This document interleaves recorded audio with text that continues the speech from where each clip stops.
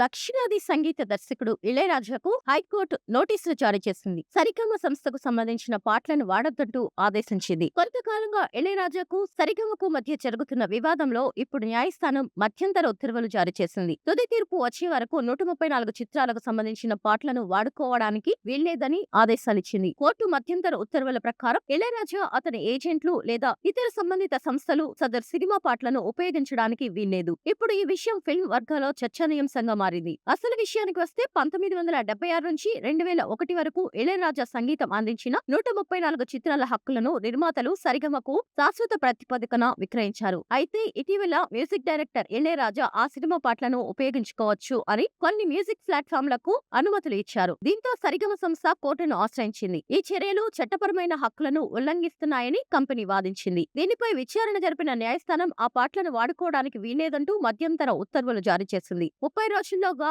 లిఖితపూర్వక affidavit సమర్పించాలని ఇళయరాజాను ఆదేశించారు. నిర్మాత నుంచి కొనుగోలు చేసిన తర్వాత పూర్తి హక్కులు సదరు సంస్థ సరిగమకే ఉంటాయని కోర్టు స్పష్టం చేసింది. వారి అనుమతి లేకుండా ఆ పాటలను ఉపయోగించకూడదని పేర్కొంది. గతేడాది విడుదలైన అగత్య సినిమాలోని ఓ పాట విషయంలో ఇళయరాజాకు సరిగమకు మధ్య వివాదం నెలకొంది. ఇక ఇప్పటి నుంచి వీరి మధ్య వివాదం ముదురుతుంది. ఇప్పుడు ఆ సినిమా పాటలను ఇళయరాజా వాడుకోవద్దంటూ కోర్టు ఆదేశాలు ఇవ్వడం ఇప్పుడు సినీ రంగంలో చర్చనీయాంశంగా మారింది.